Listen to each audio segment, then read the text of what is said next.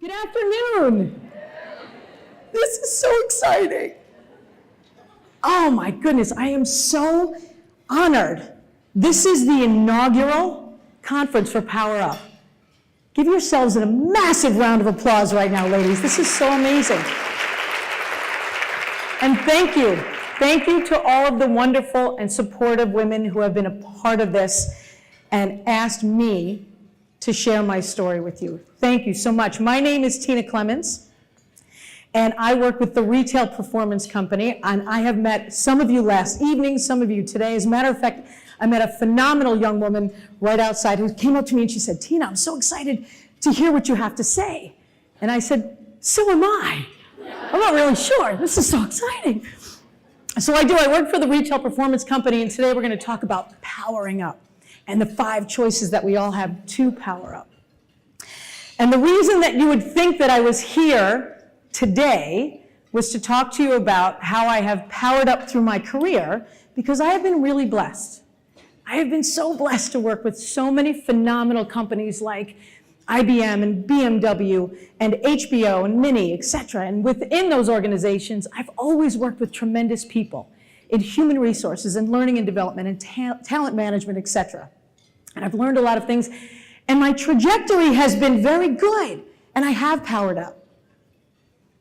But that's not why I was asked to be here today. Today, I've been asked to share a story of how I lost my power, of how I gave it away. I released it. And the reason why we chose to share this story is because once upon a time, somebody said to me, Tina, you have to learn from other people's mistakes. You can't possibly make them all by yourself. So I'm going to share my story. So this is how it goes. Once upon a time, it was 2013, and I was working for the BMW of North America organization in talent management and performance management. And quite frankly, I was happy. I was supporting all of the employees nationally, across the entire country. And I was still learning and sharing and being effective. And then this handsome guy gives me a call. His name is Christian Fallmeyer. And Christian calls me from Germany. See, he was a big muckety-muck over there, incredibly successful. And he had been with the BMW group globally for almost 25 years. And he was personally asked to start an entrepreneurial company called the Retail Performance Company, or RPC. He was hand-selected. And he was also responsible to launch the company in 9 other countries around the world. And he called me and he said, Tina, hello, this is Christian. That is the worst German accent I've ever heard in my life, but we're going to go for it for a second. Hello, Tina. I was asked to launch this company. I want you to launch it in the United States. I want you to be responsible for everything from brick and mortar to the products, to the processes, to the people, and the pricing. Everything from the LLC to the delivery, everything. Are you in? And I said, hell yeah, I'm in. That's pretty awesome. Everything that I've ever done and touched, and I get to create a company from nothing with BMW's money? Yes, I'm in, jump, head first, this is great. I'm very excited. So the next day, I leave my really pretty office, upstairs, 3rd floor, lots of windows, and I find the only empty office that I could, which was in the basement of the BMW headquarters. But that's okay. It's a startup. We're going to figure it out. So I sit down with my white piece of paper and my pencil, and I realize very quickly that I had no idea what I was doing. I had no idea how to start a company from nothing. I didn't know about brick and mortar and the people and the processes and the pricing. And then I got scared. I mean, really scared. I was kind of stuck and paralyzed, and I didn't know what to do. But I didn't have time. I didn't have time for that. Why? Because the next week, I had to fly to Munich to present to Christian and the other 3 partners of RPC what the strategy was for the United States. So get yourself together. Let's go. So I put together a plan with a pretty PowerPoint and all these great things, and I fly across the pond and I present my idea. And for about an hour or so, I'm presenting and talking and sharing, and I'm enthusiastic. And at the end, I say, gentlemen, wouldn't you agree that this is the best strategy for the US? And they said, no. I'm sorry, wait, what? Okay. All right, so how about this? I know I proposed 13 people during the launch, but what if we reduce it to 5, and then we can, no, poof. Okay, wait, how about the product that you said I'm supposed to create? What if we shifted it to align with it? No, no, no, no, no, everything. I didn't know what I was doing going over, and then the ideas that I had were being completely rejected. And this is my favorite part. There was a CFO amongst the 4, and I said, hey, can we talk about the P&L? I'd like to shift it to better align. And in my memory, the CFO fell off the seat and onto the, like he fell off the chair, literally. I don't know that that really happened, but that's what I remember. And then he got back up and he looked at me and he goes, 9? And okay, I get it. And he said, no. And then this was the moment. He looked at Christian and he made a face like this. And what I heard was, what were you thinking? Why did you hire her? She has no clue what she's doing. And I came out of my body and I completely agreed with him. I completely agreed with him. What was he thinking? Why would he put his faith in? What is wrong with him? So I was dejected and lost. So I got back on a plane and went back over, and Christian said, you got to figure this out. So I went back to my basement with my pad of paper and my pen, and I had nothing to do. I didn't know what to do. I was out of ideas. But I didn't even have time to think about it because the next day I was meeting with a client. Yes, there was a person at BMW who was actually willing to listen to me talk about a company that didn't exist and a product that I didn't yet have. Okay, so I went to the meeting. Sat down, had the conversation, and said words. And in the middle of the conversation, she leaned back like this, and she said, this is never going to work. P.S. It was a woman. That's another keynote, though. We'll talk about that another time, right? But she said to me, it's never going to work. And I said, what are you talking about? She said, Tina, how are you going to do this? You have no resources. You don't even have any support here, and the client, BMW client, you don't have a company, you don't have any people. How are you going to do it? What's your plan? This was my plan. I didn't have a plan. So I left there. I went back to my basement office, and I sat and I thought about it. And I said, she's right. The client doesn't believe in me. The partners don't believe in me. I don't believe in me. I'm too dumb to do this. This is never going to work. I felt completely alone. I felt abandoned. I was out there all by myself. And I did what every single one of you would have done. I threw the biggest hissy fit, big girl tantrum I have ever thrown in my entire life. It was a fancy tantrum. I had a tiara on and stuff, but it was a tantrum. This is what the tantrum looked like. Anyone within earshot, this is what I would say. They set me up to fail. This is never going to work. I can't do this. And internally, what I was saying was, you're too dumb to make this work anyway. So clearly, the only thing that could possibly happen is that I was going to fail. It was the only thing that I could see. It was here all the time. I was going to fail. It was obvious. So if I was going to fail, it wasn't going to be my fault. It was going to be their fault.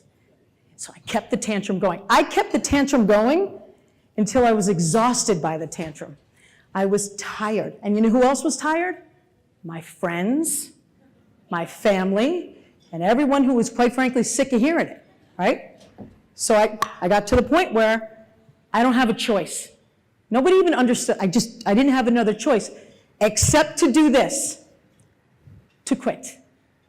I'm out. That's it. I got to quit.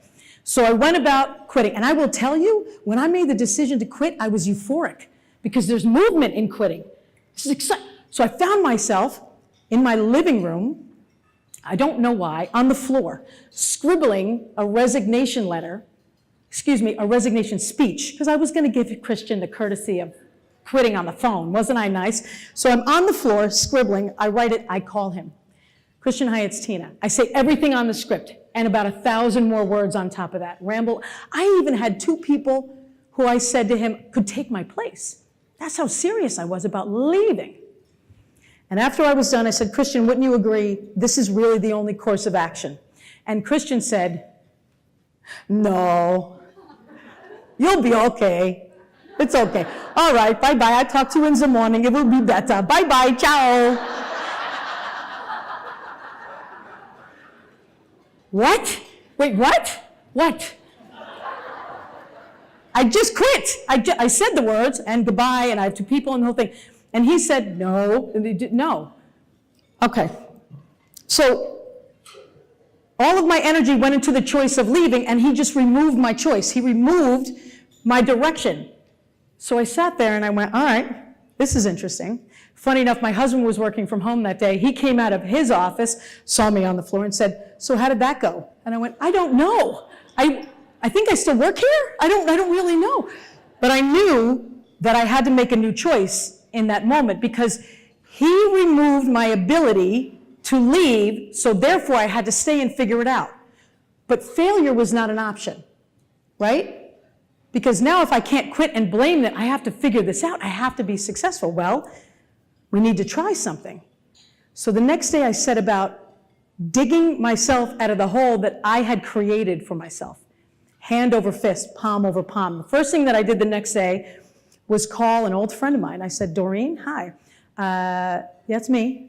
We started a new company, and I haven't even registered us yet. We don't even have an LLC, therefore I don't have a bank. So I can't pay you for about 4 or 5 months. Do you want to work for me? And she said, yeah, sure, no problem. Boop. Oh, that was easy. Okay, all right, okay, we're going to do this. So this is literally how I started the company, just by doing anything that I could. And she did it, and we created a product, and then we sold the product. Okay, and then we did it again. And the next thing you know, I had a startup.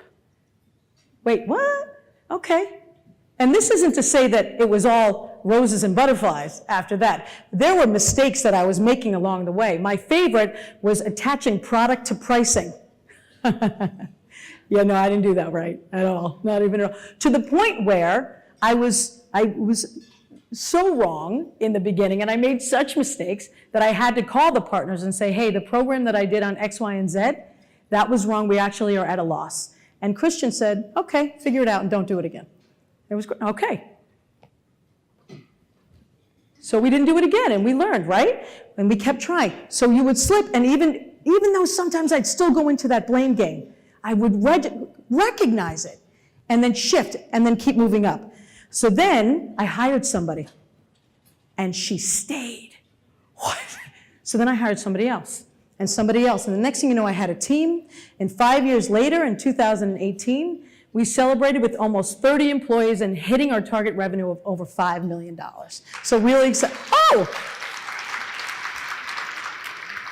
That was the best golf clap. Thank you. That was, and it's cool. It's so cool. And we're excited about it, and we do celebrate it. But really the question is, and where we have the most impact is, what the heck happened? Why did I lose my power? What really happened there? Why did I throw this fancy tantrum back then? And here's why. When it happened to me back then, and I felt powerless and alone, what I did was, my mentality went into victim mode. My perception was that I was a victim and that the world was against me and I was being set up to fail. And my mentality went into victim mode. Let me be very clear. I was not a victim. By definition, a victim is when something happens to you. You're at the receiving end, a negative force. It didn't really happen to me, but that's not the point. The point is, I believed it to be true, and I went into victim mode. And this is what victim mode looks like. You completely withdraw. You feel utterly powerless. You feel afraid. I was terrified. I was truly scared and terrified. And your prevailing thought is, well, I'm going to lose anyway, so why should I bother even trying? For me, at the worst, it was, you're too dumb to do this anyway. That noise can get really loud, right? And I leaned into it. And I blamed everybody else around me. And I was afraid. The interesting thing is, that I know now that I didn't know then, is that all the good stuff is on the other side of fear, right? But it's so common for us. We're humans. It's so common and it's so normal for us to go into victim mode. The problem with that is when we swim around in victim mode until our fingers get pruny, it keeps us small. And what I mean by small is this. When you lean into victim mode and when you lean into the voice, it actually keeps you safe. Because the voice says, don't try. Because if you never try, then you can never what? Thank you. You can never fail. And failing is painful.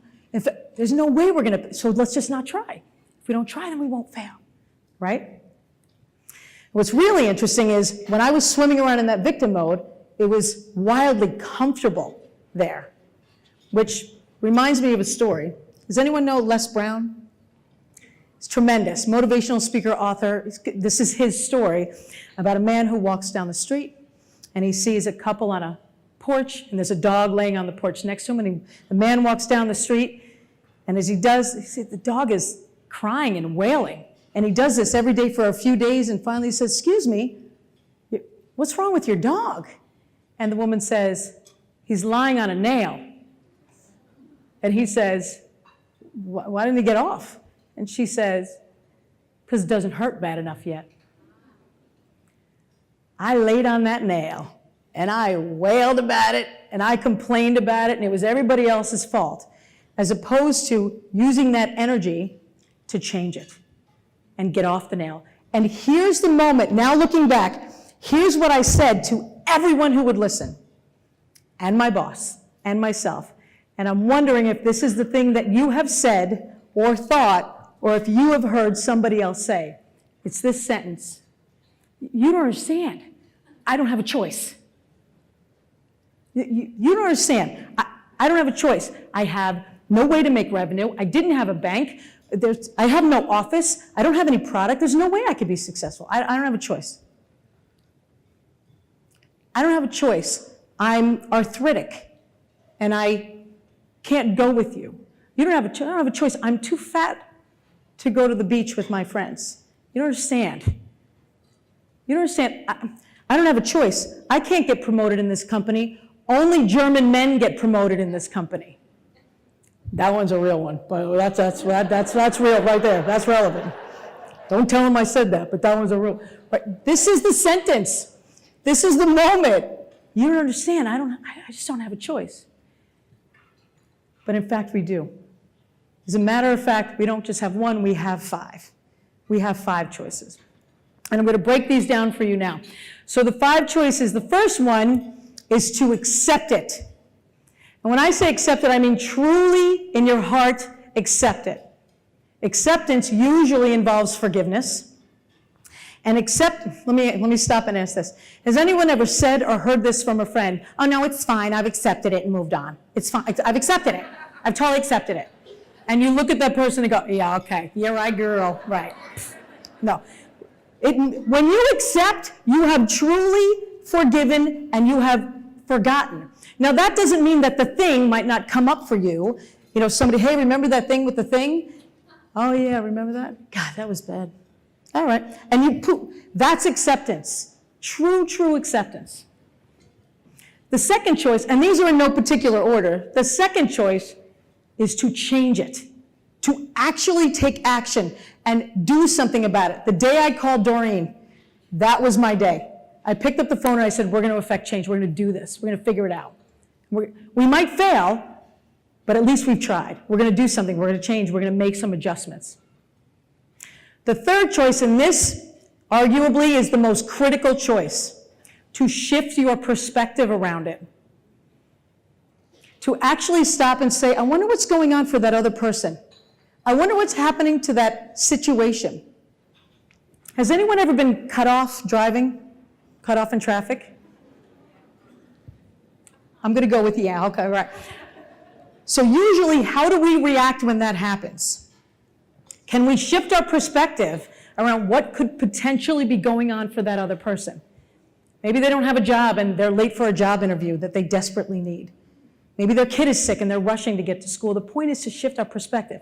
And this is going to sound wildly warm and fuzzy and optimistic, but I truly believe if the world knew that they had this choice and there'd be no war. Okay, yeah, I'll take, thanks Mom, by the way, that's great, yeah. But think about it, can you imagine if every woman in the world shifted their perspective and supported each other like all of you are doing in this room? Can you imagine? And usually shifting your perspective is mandatory to get to acceptance or to get to change. I had to shift my perspective to say, we're going to make this work so I can ultimately start to change it. Now the fourth one was my favorite, to leave it. Yeah. This choice, and listen, this can be a very healthy choice. I have a friend who left a very toxic organization with no other job.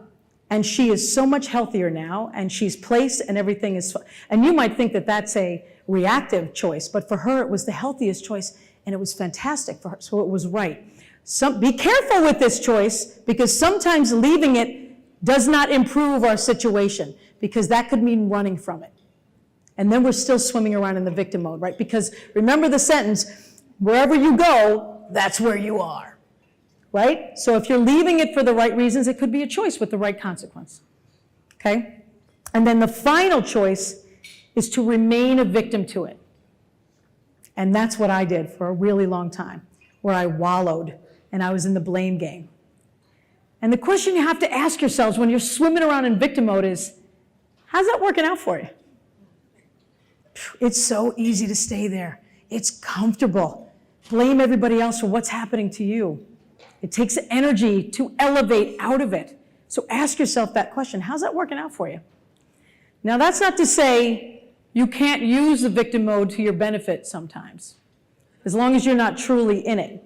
For example, every time my laptop breaks, Victor, I need help. I'm so stupid. I don't know how to use my computer. And Victor comes over and he helps me. It's great. So you can lean into victim mode sometimes. And so, I know it's a little funny, but it's a little true too. I love Victor. You can also decide to stay in victim mode. I was coaching someone really recently, and she was swimming. And finally I said, how long do you want me to let you stay in victim mode? And she said, what?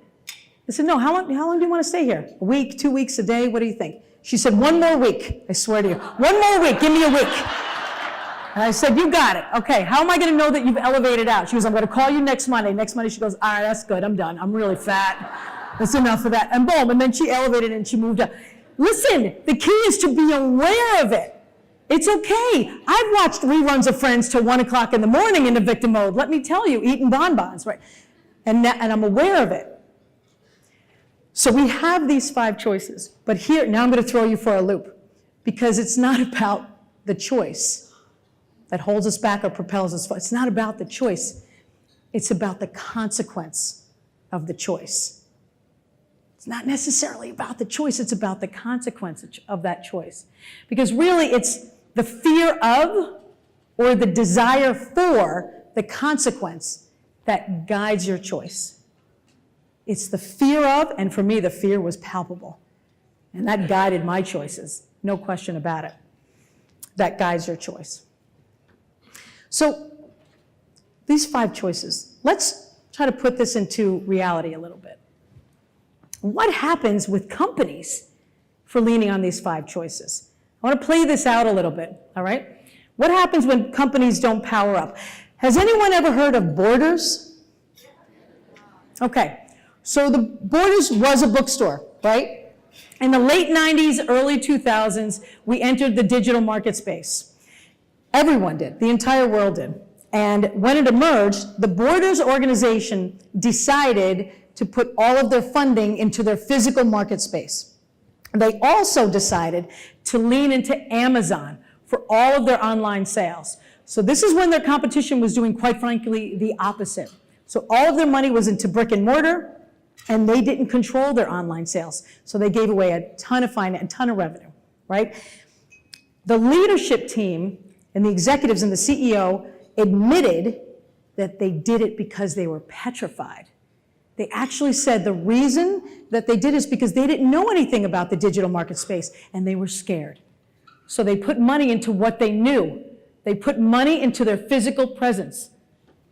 And as a direct result of them swimming around in victim mode until their fingers got pruny, they went bankrupt and they closed all of their stores.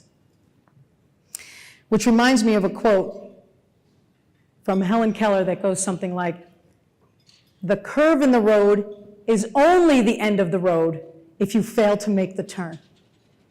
Borders did not make the turn. Borders went over the cliff, I think. They did not make the turn, they didn't see the turn, or they were blind to the turn, right? But what happens when a company does see the turn? Has anyone ever heard of Barnes & Noble? A couple of us, okay, good. So would you agree, bookstore, same space, late 90s, early 2000s, also the digital marketplace. But they were scared too. They didn't know anything about this market space, but instead they decided to lean into it. And they put money into technology. How many of you in the room have some sort of a tablet where you read? So many. How many of you have a Nook? Oh my goodness, look at that, right? So they leaned into it. They didn't know, but they hired the right people. They learned. They shifted their perspective, and they became very successful. What they also did, though, they didn't ignore the physical market space, and they didn't ignore all of the other opportunities. They invested. And as a matter of fact, how many of you ever bought a toy at Barnes & Noble? Or a magazine at Barnes & Noble? Or bought a textbook? Because they recognized that there was a market for textbooks. They actually sell used textbooks now. So again, they shifted their perspective, they accepted their reality, and they made change. And as a direct result of their choices, in 2013, 2 years after Borders went bankrupt, 95% of Barnes & Noble stores were still profitable. It's amazing. The power of choice. Same market space, same product. What about, however, one person? Can one person lean into the power of choice to actually make a difference? Does anyone know who this is? Everybody just said it in unison. This is Malala. I like that nobody said her last name. It's like Cher or Oprah. It's just Malala, right? She's just amazing. This young woman, born in Pakistan, in her teens, this young woman, she decided that she's going to be an advocate for girls' education and girls' rights. She was proud and she was disciplined and dedicated. And as a direct result of that, one day she boarded a bus and a man boarded afterwards and said, "Which of you is Malala?" She proudly raised her hand and she got shot in the head as a result of her actions. Now, I don't think any one of us in this room would mind if Malala decided to swim around in victim mentality for the rest of her life. But that's not what she did. She said, you know what, it was at that moment that I knew that I had a choice. I could live a very quiet life, or I could make the most of the new life that I've been given. So instead, she shifted her perspective, and she forgave, and she accepted her situation. And again, she could have stopped there and just lived a very quiet life, but she said, no, I'm going to affect change. As a matter of fact, I'm going to use this platform to change the world. And that's what she did. And that's what she continues to do. She elevated so highly out of that, by definition, a victim. And she shifted. She's not going to live in victim mode. Now, how can I take the story of Malala, this unbelievable, extraordinary example, and align it with mine? And to be honest and transparent, I'm a little embarrassed to even be on the stage comparing myself in any regard. But here's the point. It doesn't matter what happened to us because it's our perception. Yes, something happened to her. Yes, we have situations that are happening to us, but it's in that moment where we hit the block, where we're stuck, where the roadblock is there, the conflict. It's real for us. It's real. And feelings are facts. No, I wasn't a victim, but my feelings were facts. My perception was reality. And I chose to go into victim mode. That was my choice. And that's the point of all this. So how can I make this relevant for you? How can I bring this back to you now that you're aware of your choices and make it relevant? So I'm going to try to do that in a way. I'm going to try to lighten the mood a little bit as I do this. So first I have a question. I haven't been to New Orleans very much. Are you a football town? Okay. What's the name of your team? Saints, right? Okay, that's right. So do y'all remember this game in January? I think it was a playoff game. Remember this game? Okay. So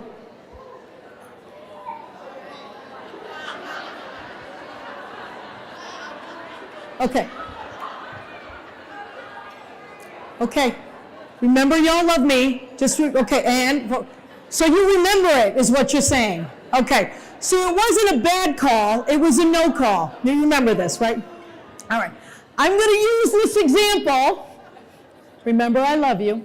I'm going to use this example, and I'm going to break down the 5 levels of choice, right? Okay. How many of you are still a victim to what happened in January? All right. How many of you have a little voodoo doll of a referee with pins in it? Okay.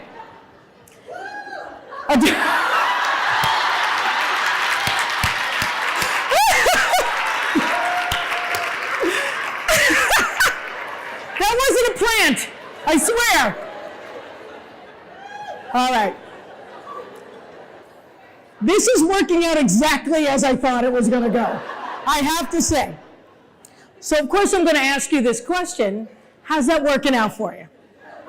Because the other choice could be to leave it. I'm done with football. I'm out. That's it. I hate football. I'm never going to even look at football. Cricket. Cricket is my new sport. I'm going to have brackets with cricket teams and the whole thing. I'm out. Are you going to leave it? Are you never going to watch football again? Are you never going to go, I love you, Saints? Oh my God, maybe. I don't know. I don't know. Maybe that's what. Leaving it. How many of you have accepted it? You know what? I forgave the refs. And then, oh, like 7 people. It was more like 5.5. Remember the whole faking of acceptance thing we talked about? That's what that was, right there. But accepting, you know what? I love the Saints. I love football. I want to enjoy the season. I'm going to forgive. We're going to move on. That's it.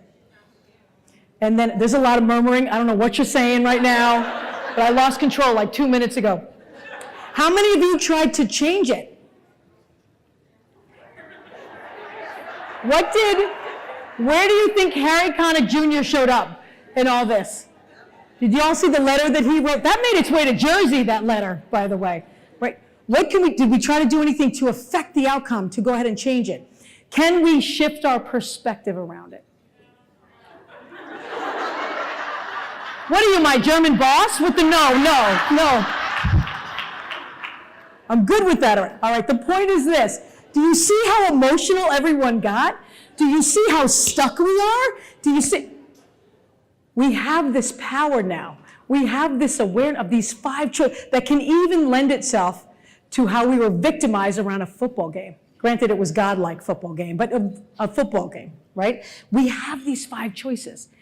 You now have the power of choice. You now have awareness, and now you know when you go, and sorry, you can't put your head in the sand anymore. Sorry. Because you have this awareness. When you go into that victim mode and you feel powerless, now you know you have these 5 choices. And depending on the choice that you make, you can act and power up and affect change. And guess what? Things aren't going to be perfect for you when you leave this room. You are going to get cut off in traffic. Something is going to happen for you. You're going to lose the sale. Something will happen. However, being aware and knowing that you get to make the choice is how you keep and maintain your power. And with that, my friends, I am so thankful that you let me share this with you today. Thank you. Make good choices. Mwah. Thank you.